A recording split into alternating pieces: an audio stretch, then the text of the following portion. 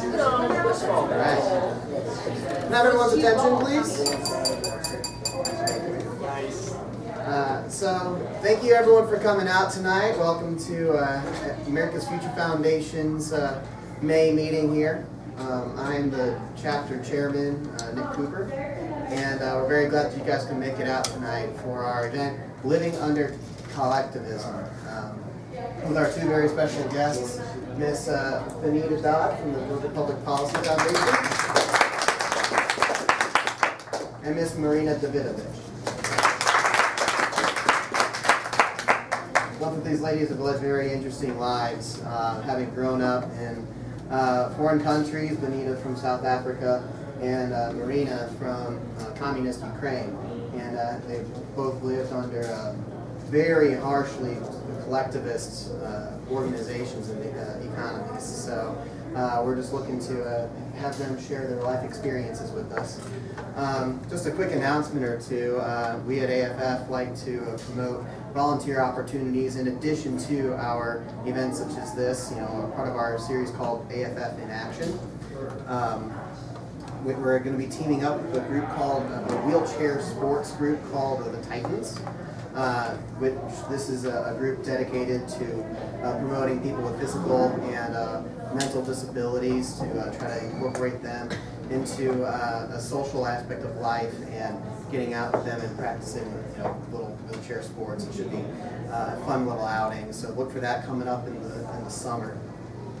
As well as a volunteer opportunity, which one of our friends from the Buckhead Freedom Coalition will be telling us more about at the end of our meeting tonight. So, but without much further ado, I'd like to introduce our distinguished guests. We have Benita Dodd, as I said, who was born in South Africa during apartheid. She studied journalism at Rhodes University in Grahamstown, South Africa. She immigrated to the United States in 1986. She was an editorial writer for the Atlanta Journal-Constitution editorial board before joining the Georgia Public Policy Foundation as vice president in March 2003, where she leads the foundation's environmental initiative and is responsible for the foundation's communications. And she also serves on the Political Science Advisory Board at Kennesaw State University, and she used to serve on the board of Common Cause Georgia, and she is a current advisor for Atlanta's chapter of America's Future Foundation. So we're very glad that she's with us tonight. And our second distinguished speaker will be Miss Marina Davidovich, who was born in the former Soviet Union Republic of Ukraine, Vinnytsia. Is that right? Yes. All right. She was an accomplished gymnast as a teenager, where she received the title of Master of Sports in 1968. She studied at the Kiev State University of Physical Culture and Sports and immigrated into the U.S. in 1976, first through Vienna and then Rome, and finally over to the U.S. living in the north of Connecticut. She moved to Jacksonville to open up a family business in 1980 and finally made her way up to Atlanta in 93 with a job opportunity. She's been happily married for 40 years to Felix and has 3 beautiful daughters, Mariana, Elizabeth, and Joanna. Mariana is with us tonight. And 3 exceptional grandchildren, Clara, Cole, and Talia. So without much further ado, our panel for tonight. Let's give them a big hand.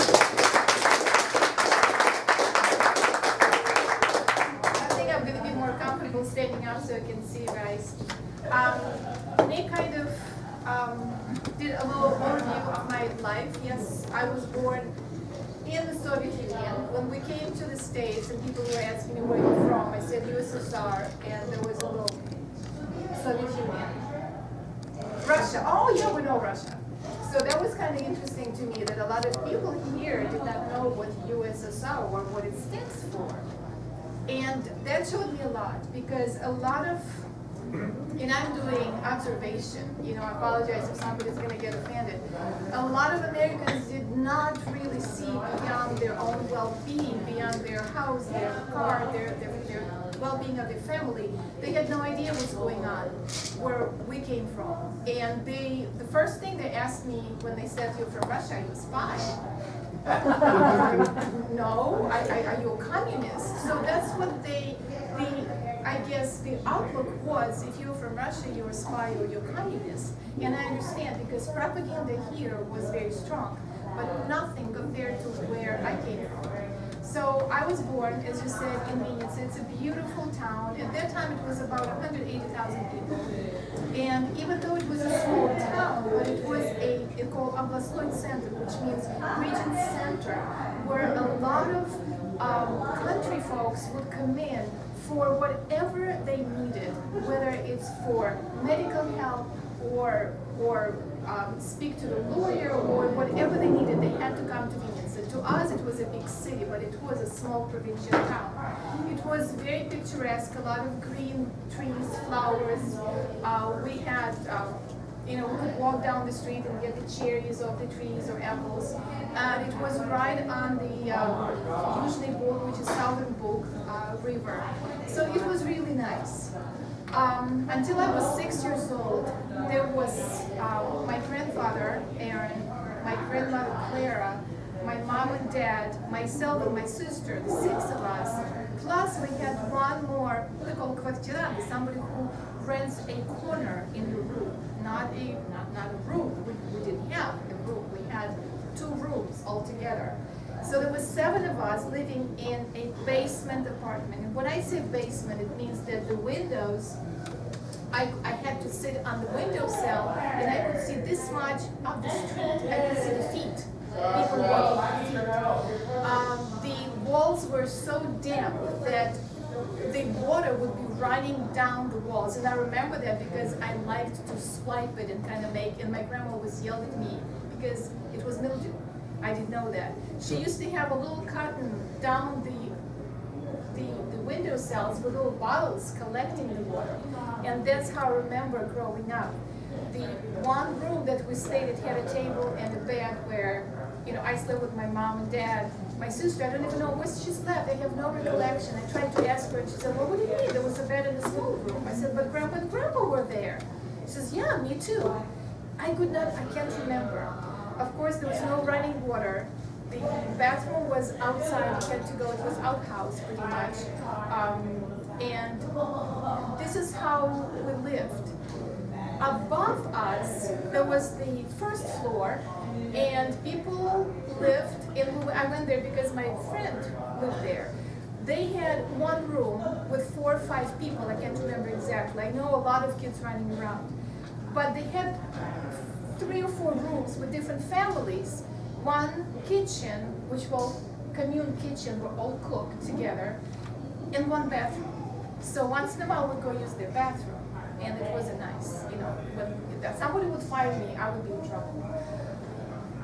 Above them, there was a second floor, which pretty much the same thing, even though people had maybe 2 rooms, but they had commune kitchen and the bathroom, if they were lucky enough to have that.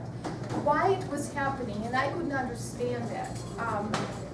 Before the revolution, before 1917, this whole building, which was a 3-story building, belonged to a doctor. A family lived there, and I don't know how many people lived there, but it was a family belonged to the doctor. And I think the basement where we lived, our family lived, I think they kept their potatoes and whatever you keep for winter time, maybe apples. After the revolution, the doctor was kicked out, I'm sure, and it was given to people. And whoever was lucky enough, they would get a bigger apartment with a window. And I guess we were not as lucky, we got the basement. But we were lucky, we had a place to live. It was good, it was great. My grandmother, the only way I remember her always sitting and always plucking chickens' feather, which was really gross, or she would roll the dough and always working. She passed away when she was 52, and I thought she was an old woman. She was the most loving, quiet lady, so giving, so kind. Even though we didn't have much, but no matter who would come, she always feed them. Are you hungry? Eat, and that's all I remember. I was very skinny, very sickly child, and I guess part of it because I was living in the condition that I was living in. After that, after I turned 6 years old, something really great happened because my dad worked in the construction. And we moved to a new development which overlooked the Southern Book, usually Book, and it was 2-room apartment with our own kitchen, with our own bathroom, working bathroom. You don't understand, it's working bathroom where you push the, you pull it. You don't push, you pull this chain. But one little thing, it was not complete. The development was still going on. I didn't even get to my youth. The building was still going on. There were still people with building things around us. But my dad was told, if you're not gonna claim this place now, you will never get it. So we lived there. My brother was born in 1960. In November 17th, there was no heat. There was no power. We had a big, huge, I don't even know, I've never seen it here, but it was, you use the logs to keep it hot. And I was forbidden to come close to it because you really want to touch it, it was cold. So I don't know how my mom handled the newborn with no heat, no running water, absolutely hideous conditions. But she did. It was our only way to get that apartment. So the living conditions and just to have a room, it was already good because when your kids grow up, you live with your parents. There's absolutely no space where you can be by yourself with your new husband. What they did, they put a little curtain, and that was it. That was it. So you have to be very, very quiet if you want to kiss your husband. And that was the way people lived. Did anybody complain? I don't remember. This was the way of life. This was how everybody lives, and that's the way it is. When we got our own place, we were so on top of the world. It was unbelievable. Finally, it was finished. During the summertime, it was nice and warm. So when my brother got a little bit older, we were always hungry, and this was constant feeling, always feeling hungry. We did not have a refrigerator. We did not get a refrigerator until I was in the 9th grade or so. So that was something else, but it was always empty, always empty. But to get food, you would go somebody's home, and if they start serving the table, you have to leave because it was not nice to stay at dinner. They did not have enough for themselves. But if you stay, they're almost obligated to invite you to dinner. But do you think everybody lived like this? No. My best friend, Olga Bonit, her father was in the government, local government. And they lived in this most beautiful, they call it Brezhnev apartments. Khrushchev apartments. Brezhnev was much later. They were big building, huge windows like these, beautiful kitchen. They had watermelon in the winter. And I would come home and say, Mom, how come? How come they have meat every day? They have watermelon. And I was there pretty much every day because I was helping her with chemistry and physics. She was stupid. She was stupid. And my teacher asked me, please help her because she must pass the exam. She must move on to the next grade. If she's not, the teacher is going to be in trouble. Please help her. So I would go every day after school and I would help her. But they had meat every day. They had white bread every day. They had sugar. And I would come home and say, why? I don't understand. We're all the same. We're all, that's what I was told in the school. We're all even, you work and you get. You must work and you must get. So it was really hard for my mom and dad to explain that, he's in the government. They had different health care. Our health care was free, absolutely, but when you had to have something done, you had to pay, or you had to go and bribe the doctor with a bottle of vodka, with money, with whatever else you had, even if you bake goods. And one of the things I was telling somebody when I was 6, my doctor said that I had to have the tonsils out because I was very, very, very sick. My mom and dad had to pay the doctor to get my tonsils out. And I knew this, I was very little to remember it, but this story was kept, you know, they would keep telling and telling it year after year. Healthcare is great, it's free, but again, if you had something done, you know, you had to pay for it. When you go to, and Mariana was when she was tiny, I had to go to get the shots done, and I would probably sit in this dark corridor for about 4 hours to wait for your turn to get in. You don't make appointments, you just sit in line. If you're lucky enough, they'll see you. If time's up, you come back tomorrow. I know I don't have much time. I know he's already doing this. I'll be more than happy to answer any questions, especially when I get a little bit older, when I got already in high school and then into college. The questions started rising in our heads, like what's going on? So we started looking, and we couldn't find their answers, but it was difficult. It was difficult, and that's why I'm so happy to be here. So this was as much as I could say without getting over, and I give you what is it? The microphone. The microphone. Yes. Well, let me first start by telling you that when I was in South Africa, I did not have the vote. The first time I ever voted was in this country. And one of the reasons I am so enamored with my job, why it's not a job, it's a mission, is that I didn't have a chance to vote. And now, today, I'm serving, just 2 weeks ago they announced I'm serving on the Political Science Advisory Board at Kent State University, one of the 50 largest universities in the country. So, this is just to warn Marina that, you know, I had no chance to speak in all the 26 years I was in South Africa, and ever since then I'm making up for it, okay?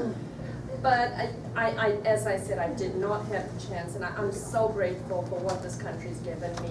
I didn't have the chance to vote. I was worried about the way my children would be raised in South Africa, and that's the only reason that I moved to this country.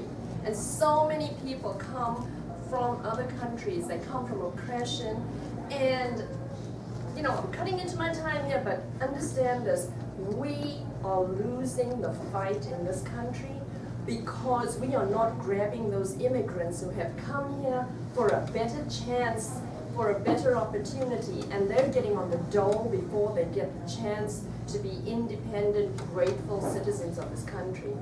So if you are not supporting America's Future Foundation, you need to be. If you're not supporting the Georgia Public Policy Foundation, which where I work, you need to be. If you're not supporting the Foundation for Economic Education, which is grabbing our teenagers, you need to be doing this. Please support them. They're the ones who are reminding us of the founding principles of the nation, of this nation, and the kind of upbringing that I did not have, and I cherish so much. I grew up in South Africa. I was born in Cape Town. Here's where I start telling my age. Richard, you never repeat this. In 1961, which is the same year that South Africa gained independence from the United Kingdom, it remained a part of the British Commonwealth, but the Afrikaners came into power and started implementing all kinds of reforms that supported their segregation, which had been informal before that. Among them was the Immorality Act, which nobody can, kind of come after me anymore, but which I ignored, which allowed for no consorting between the races. So you may have seen this in movies. The police would stake out somebody's house because they thought there was an interracial relationship going on. They would come in, they would stake out the house, and when they thought there was enough time, they'd raid the house, grab the sheets for evidence, and prosecute you under the Immorality Act. They had the Group Areas Act, which I was born in. As I said, in 1961, I was, my family were fisher folk, and so we lived on the ocean. I was born in a house on the ocean, the most beautiful home, and my dream is one day to go back and buy it, but I don't think I can. I tell people that it's now a museum, and then I leave it there so they think it's about me, but it's not. It was next to the naval guns, and they made it a naval museum after we were forced out because we were the wrong color. So I am mixed race, and people in America just don't really understand that. What do you mean mixed race? Are you, how did that come about? Is your mom white and your dad black, or the other way around? Well, no. I like to tell people this is how it happened. The Cape, the Cape was colonized in 1652, and 9 months after that, the first colored was born. And so, ever since then, you've had this this grouping of mixed race people who have gone through the ages, kind of like, who was it, Jefferson, who had his little concubine, and the family there, and so one of the interesting things about South Africa is how the white apartheid government was so incredibly successful at segregation. The Group Areas Act mandated that everybody of the same racial grouping stay in the same community, the same area, the same neighborhood. So you had a white neighborhood, and you had a African black neighborhood, and you had a Indian neighborhood, because in South Africa they brought in, like they brought in the Chinese here for indentured labor for the railroads, they brought in indentured labor from India for the farms, for the plantations, the sugarcane plantations. Interestingly enough, just like here, with the Chinese, the Asians became the merchant class, the shopkeepers. The very same thing has happened in South Africa, where the Indians became the shopkeepers. The very same thing happened in South Africa that happened here, in that where every time there is a riot, there's a riot in a black community, predominantly black community, you find that the black rioters go after the interlopers in the community, which happens to be the Indian shopkeepers. And it's tragic, because just like in communities here, where you won't find Publix on the south side of Atlanta because they're worried about making their profits and so on, so you have these little convenience stores of Koreans or Indians or Ethiopians, you find they're the targets. And these are the people, immigrants, who are making those opportunities happen. But I digress, and I have 4 minutes. So one of the things that people seem to worry about is how apartheid came to an end. And my theory, and I kind of sound like Anne Elk, if any of you have watched Monty Python, my theory, which is mine alone, is that they just couldn't economically support the system that they brought about. How do you go making 4 of everything? Granted, the lower you got on the totem pole, the lower the quality was. For me, growing up in a colored community, going to a colored school where the white apartheid government had done an incredibly wonderful job of training people with the education curriculum to your status, to where you were expected to go in life. So the coloreds, my history book told me that colored people were migrant laborers who loved to drink, who were fisher folk, and who sometimes worked in the factories and stores, department stores. So that was the station in life that I was expected to go to.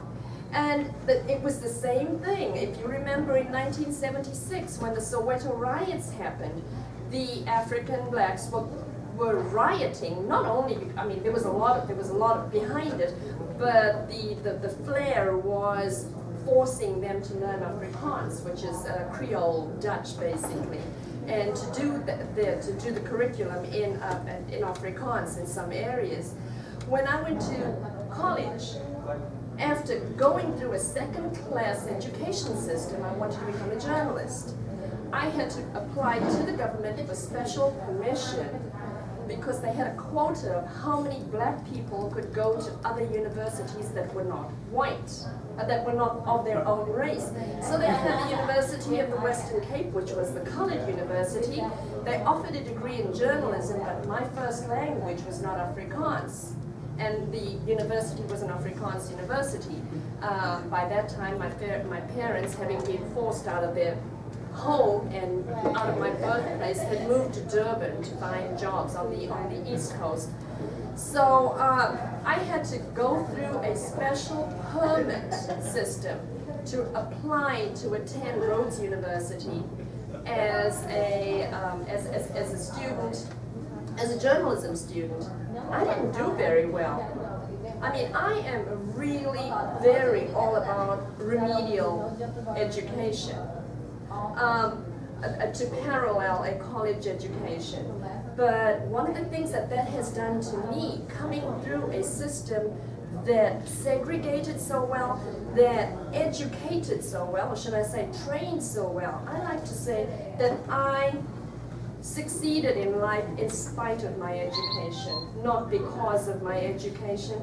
I succeeded because of dedicated teachers who had visited elsewhere and understood that we could have opportunities that were not assigned to us, that I could have my dream of becoming a journalist.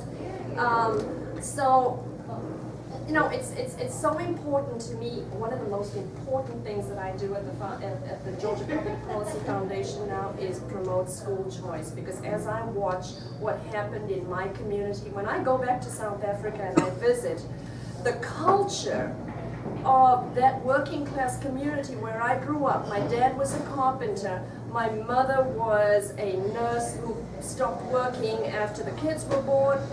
We didn't own our first house until I had graduated from college.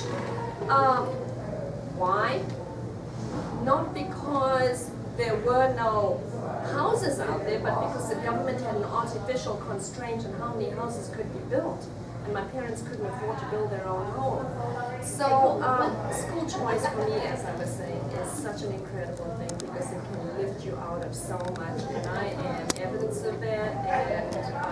And I'll take questions with Marina after this. And thank you so much for having me.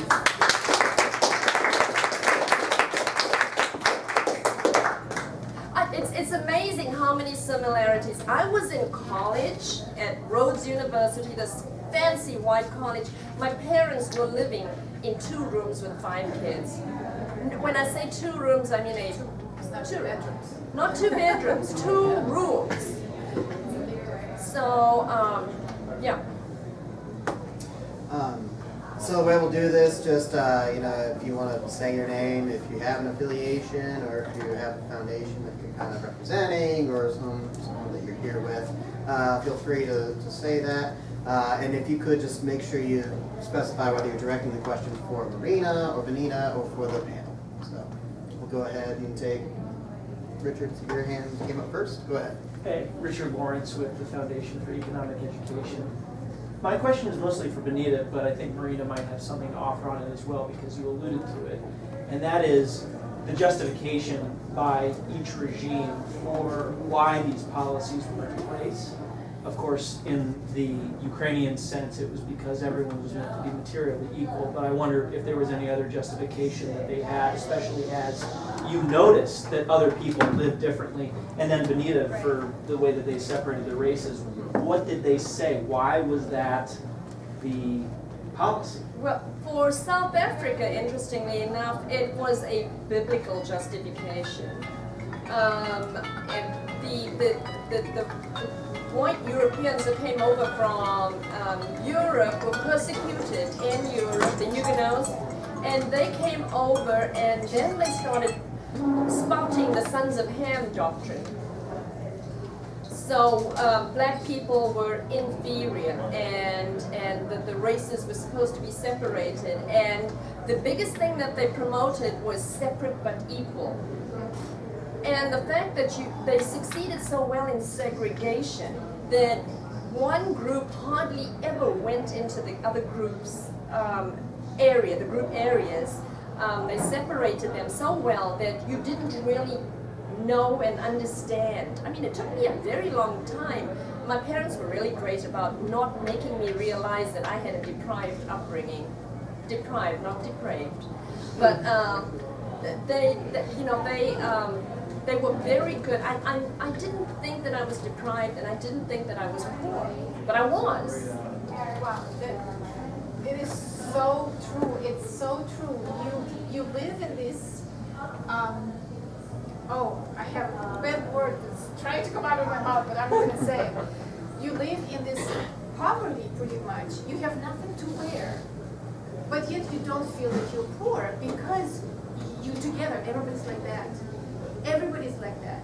You're walking down the street with my mom and dad were walking. I remember that, and there's a line somewhere in the corner, and everybody gets in the line. Why? We don't know. Something is being given. We don't know. It's shoes, or it's a sweater, or it's a frozen chicken. We don't know. But we have to get in line. And then you say, "Excuse me, what do they do?" We don't know.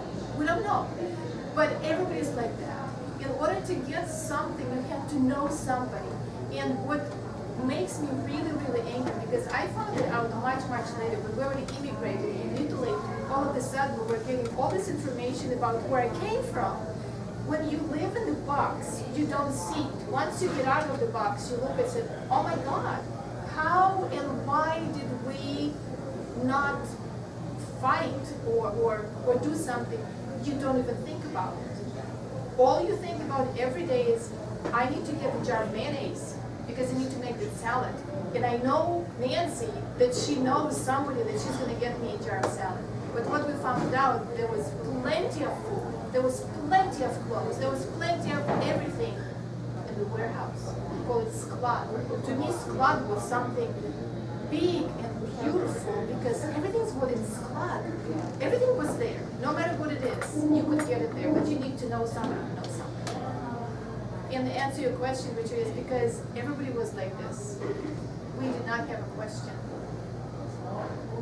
Indoctrination. Indoctrination was Propaganda. amazing. I mean, if you had known my parents, as racist as South African society was, my parents were racist too. They believed that darker people were inferior to us. You know, and that's just I understand where they were coming from. That's what they were taught. And interestingly enough, that same kind of mentality exists in Atlanta today. Do you know that? The lighter your skin is, the better you are, according to Atlanta black standards. So it's amazing how this 50 Shades of Brown will impact you. You know. So I saw first Ed and Ben and Okay, so Marina, first question for you, Yeah. but I mean this is to both of you. You mentioned getting a refrigerator in the 9th grade. I was in the 9th grade. Okay, what was, she told us your birth year, so what's yours? Her birth. You don't have to answer that. It's okay, I don't mind. I'm very proud of my age. I was born in 1953, Okay. and it was I think around 1967, 68 when we got the refrigerator. Okay. And I will just tell you one really quick funny story, and it's really funny, but it's sad. When Mariana was born, I stayed with my mom. I came from college to stay with my mom, have a baby, and go back to college. And she went to the market and she got tomato. And she put it in the fridge. My brother, being as he was, 7 years old, runs down. He sees the tomato, he eats it. And my mom comes out, and the first time ever, I saw her strike him in the face and say, "This was for the baby." now, and It's okay, Jeffrey Tucker gave me a tomato today All right, from his garden. so what I was going to say was about that story. Why, like, how did you guys get the refrigerator? And here's the question for both of you guys: at what point did like life start to get? Did you guys notice any life improvement based on regime change or something like that? Like, No.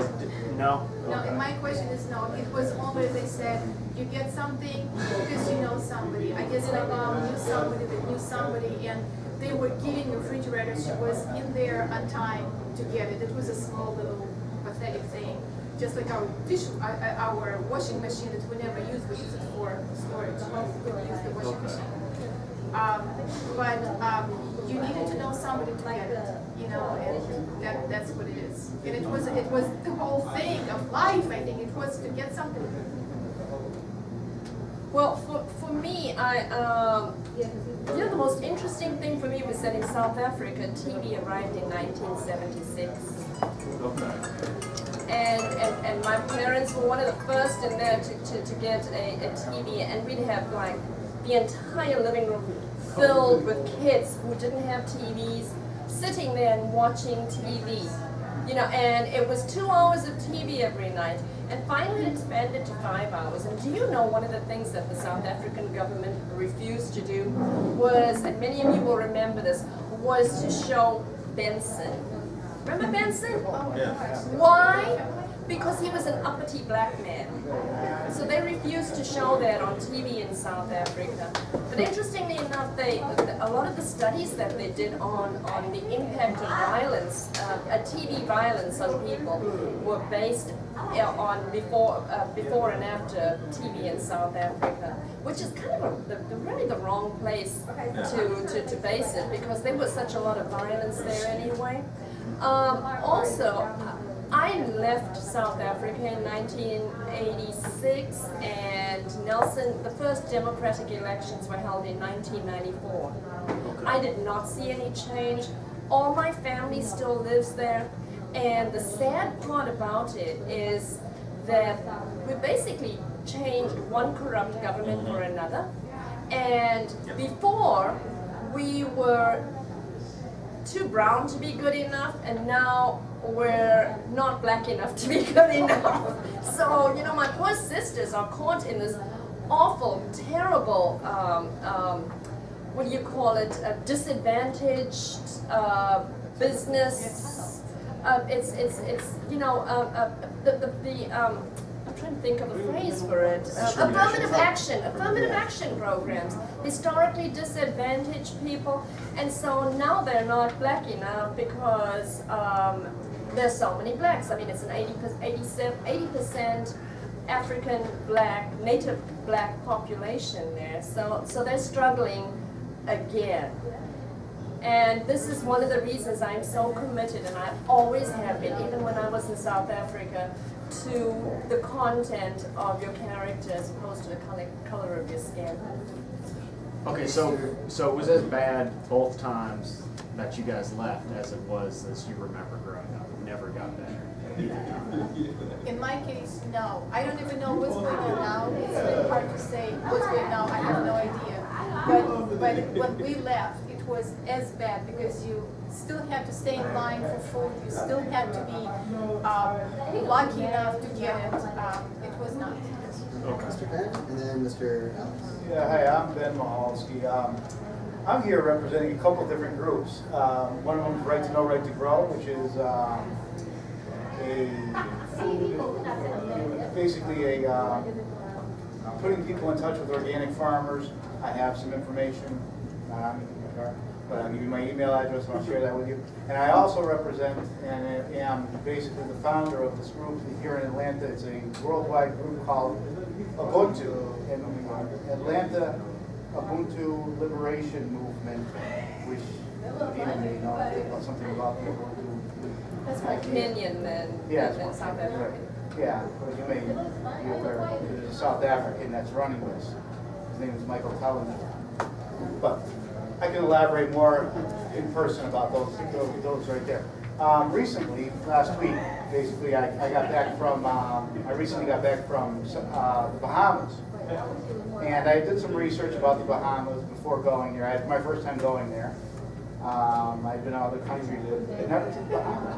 But I found out that they were a independent nation. They were given their independence by the crown, by the English crown.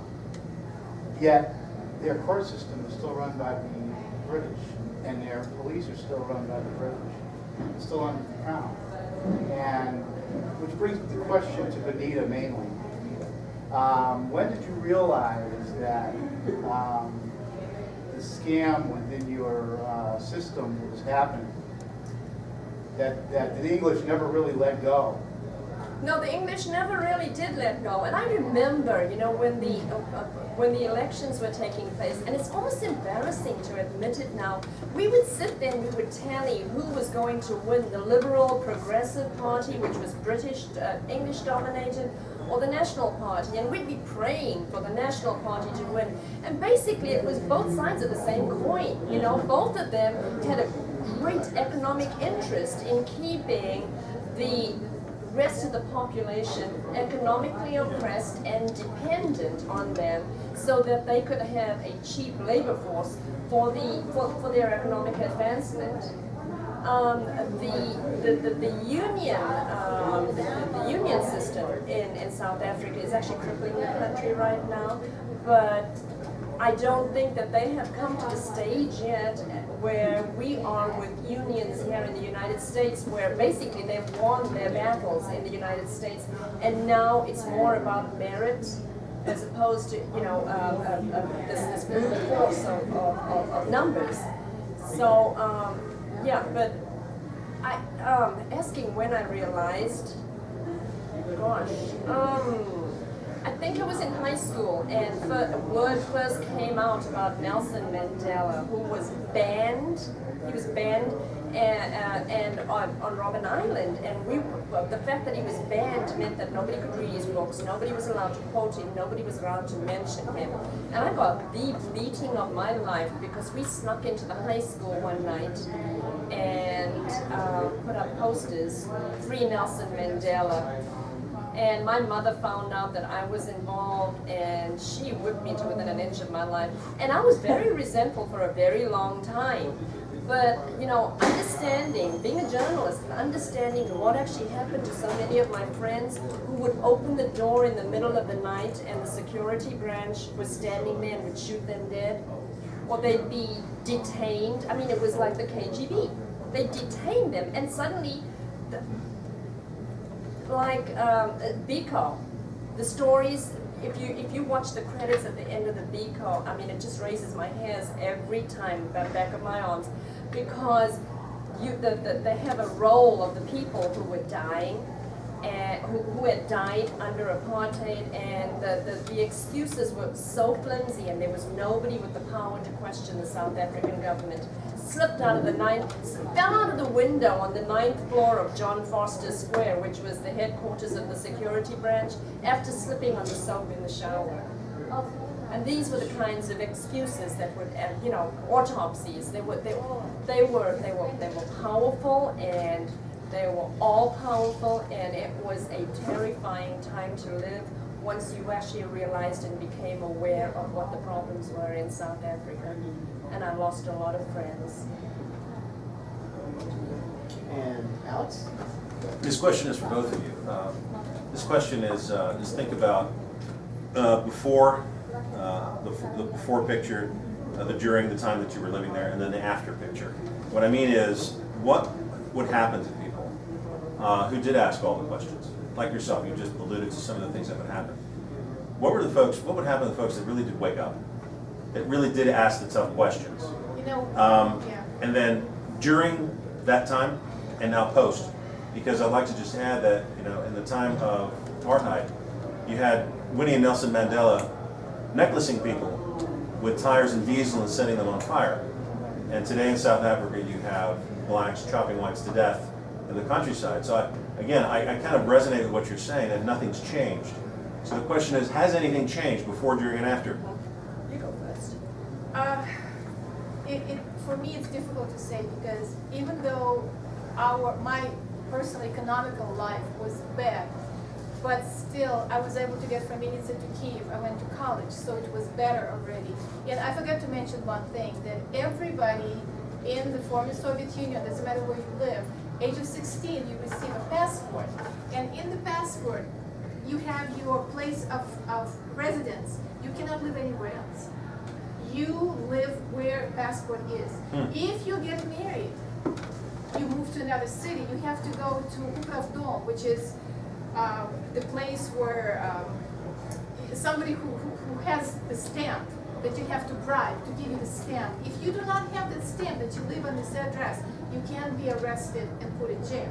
So that's one of the things I forgot to mention. That's people don't understand. It's called propiska. It means they tell you where you live and that's it.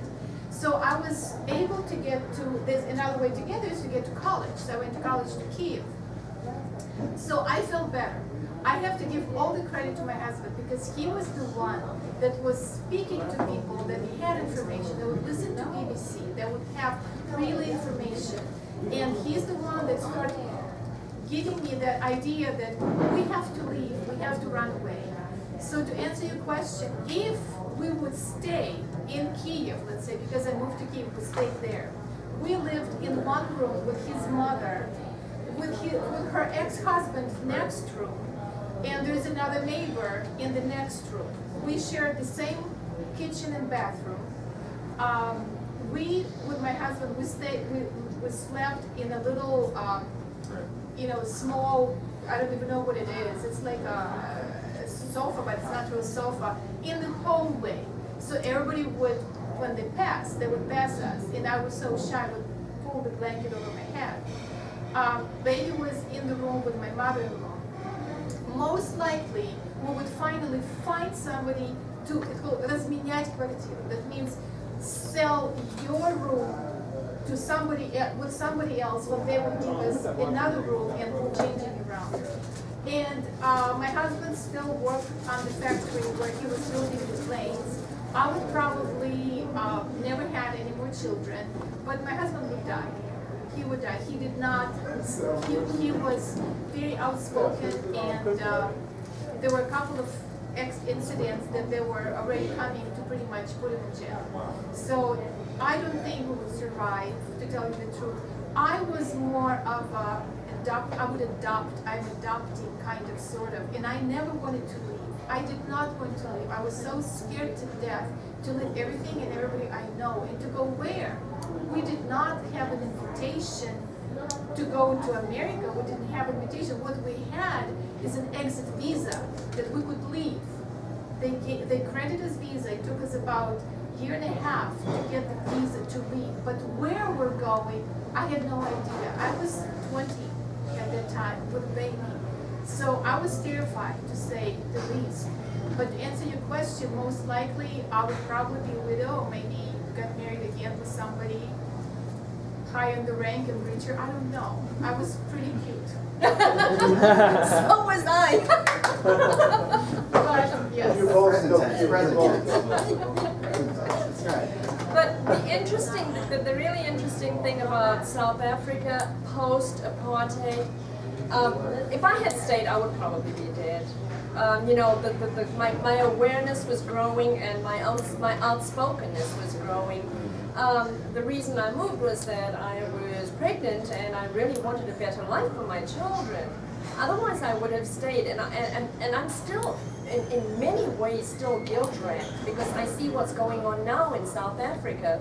And I was talking to a friend recently, and I said, I'm really thinking about going back and trying to help out in South Africa and running for office there. And they were like, no, the graft is so bad, you wouldn't get anywhere. But the biggest question that I get, I guess the most frequent question that I get, after the one about do you see lions in the streets, is is South Africa going to turn into Zimbabwe? Ooh, that would be, that's horrible. And my response is that the spirit of entrepreneurship is thriving in South Africa. It is so incredibly amazing, from the vendor, the street vendor standing there with a car battery and a charger, letting you charge your cell phone, to somebody standing there with a box of oranges, to people making handmade brooms and going door to door and selling those. People are so determined to move ahead. Now the crime rate, the HIV rate, and the rape rate are some of the highest in the world. But this is what you get when you have a first world and a third world coexisting like that. And so most of you remember the what was Pistorius? You know, the fact, I mean, most of you are probably amazed, why did he have an electric fence around his house? Everybody has that in South Africa. Why? Because they don't want to be carjacked. If you drive in South Africa, you don't stop at the red light. You drive right through. That's what you do. It's, you know, you just have to be savvy. But the most hopeful thing is the spirit of entrepreneurship that I see, that everybody wants to move up. The middle class is growing, and I think that is so hopeful for South Africa. Benita, did you have an internal passport also? Yes, I did, as a matter of fact. It was called the Book of Life, and it absolutely controlled your life. Every time a policeman stopped you, you had to have that in your possession, and you had to show it to them. It had your picture, your race, and I was a Cape Colored. If you weren't a Cape Colored, you were an other colored. It was very interesting. And one of the really funny stories, and people don't really believe this when I tell them, was that the white government, I mean, you know, obviously I'm fair-skinned, so a lot of times I'd find myself on the wrong side of the color line. I mean, I went to the circus. I had no idea that the circus was segregated until I looked around and, well, I was with my Italian boyfriend. But I had no idea that it was segregated, and I was sitting in the white section. But they had a test called the pencil test. I don't know if you've heard of it. So you would clearly not pass it because they would stick the pencil in your hair. I wouldn't pass it either. And if it fell out, that meant you were white. If it stuck there, you were not white. You were non-white. Americans would go over, by the way, to South Africa, and before they went from white to, you know, white and non-white, they had European and non-European. So it was really confusing to Americans who visited, and they'd always head to the non-European restrooms, and people would be like, "What are you doing there? You're white." "Yes, but I'm not European, so I'm non-European," you know. It was very confusing, and Asian people were honorary whites. The reason I asked was that you said the only internal passport in the world, as far as I know, was South Africa and USSR. Yeah, Yes. and what Here is, you are together. In our passport, you have race, we have nationality. Even though we were born in the same city, in the same building, I was Jewish. Because I was gonna say that was in the passport. It If was you're in the Jewish, passport. You're it doesn't matter if Jewish. you're Ukrainian or Russian. If it's J, then Exactly. it's And I asked that so many times because I saw the consequences being Jewish. And I did not understand why. I said, why am I speak the same language? I don't know what it means. What does it mean to be Jewish? Yet we were Jews. Yep. And the thing is, that's why I didn't get to college my first year, because they had quota of Jews. I didn't make it. We have time for maybe one or two more questions. We got Ben here, Yeah. and then James. For both of you, you know, the horrible state of both of these countries is apparent, clear, and on display. But looking at our country, from what you experienced over there, looking at our situation, what parallels have you drawn? God, I'm crying. I'm sorry. Because I have a lot of friends, all international. I have Serbians, I have people that came from Czech Republic, and we all say the same thing. It's turning into the Soviet Soviet Union.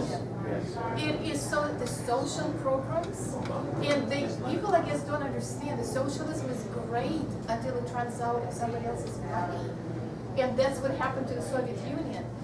All the free programs, they only free for so long, and the government involvement in our lives and the bureaucracy. If I may, I will give you one really quick story about my mom, what happened last week. Somebody from Social Security Administration reported that she's in the nursing home and her SSI stopped. So we go and say, why? First of all, you have to wait in line, and if you've ever been to this SSA office, you have to wait in line, take the ticket. I'm like, oh my God, I'm back in Soviet Union, except it wasn't as nice. You know, the waiting rooms were not as nice. But this involvement of government and bureaucracy and the red tape, it was never like this when we came in '76. I felt that when we came, it's heaven. It was absolutely, I was crying every single day. I could stare at my refrigerator every single day to say, I can't believe it's mine. I can't believe nobody else lives with us. You know, and now it's harder and harder for the kids to get on their own. You know, most of the kids coming back live with their parents because they can't afford it. And so that's what I see, and it hurts me so bad to see that, like regressing the word that maybe I'm using, I don't know. Yes. But it is a shame. It's a shame. It's the most beautiful country. I don't care what they say that, you know, we're number 6 in freedom list or something. It's still the most beautiful, 33. giving. 33 or 32. There you go. But it's still, no matter how and where I go, this is my home and I love it and I always will love it and I'm grateful forever. But it hurts me to see what's being done to it. You know, it's just.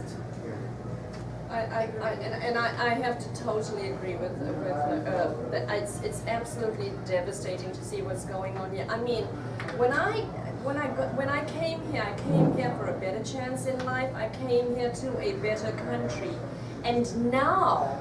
Okay, first of all, I have to say this. The AFF Foundation has some wonderful think tanks around the world that spread the messages of free markets through almost every country in the world. And there's one in South Africa that's been supported called the Free Market Foundation of South Africa. Do you know what they're putting out right now? They're saying, don't be like America. Don't be like the United States. That is so embarrassing, hurtful, and humiliating that they're saying, no, we don't need minimum wage laws. We don't need health care that is socialized. What we need is entrepreneurial spirit. What we need is freedom of speech. And to hear this from South Africa is Because they tasted it. They tasted the Exactly. freedom. We tasted the freedom. We opened our own business after being taught for all my life that businessmen are evil. I mean, not bad, evil. They suck the blood out of people. We turned into businessmen. Bad businessmen. I wish I could do it again. But it was, we did it.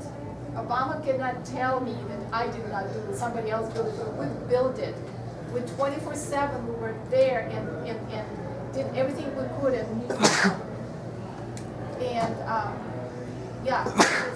because we tasted the freedom. And it's hard, really, really And hard. we appreciate it. You know, you don't see people trying to get out of this country. Everybody wants to be there. Isn't that amazing? People are expatriating like crazy. Oh, yeah. And they're making it harder and harder for them to expatriate. Oh. Yeah. So don't say they're not leaving this country, they're leaving this droves. Yeah, James? Yes. I think hopefully it's uplifting. Yes, yes. I think it's similar to the other gentleman's question that he just asked. I see people saying that what they were fleeing in other countries, they see us moving in that direction here. But do you see sometimes our political system that, say, Democrats and Republicans, that they are two sides of the same coin, wanting cheap labor? Do you see any similarity there? It is hard for, I don't completely agree with conservatives because they're just so not open to new ideas and coming into the 21st century. And of course I do not agree at all with liberals, with just, yes, absolutely. it has to have something. It has to have something in the middle, something that normal people can identify with. But I really don't see. We never had. I mean, we did go to vote. After 16, you can vote, but there's only one nominee and the vote thing. You just only one person. You go and you vote and you get an orange. This is where we all went to vote. We get an orange. Yeah. But the bottom line is we're both so happy to be here. Absolutely. Absolutely. All right. I think that's a good answer.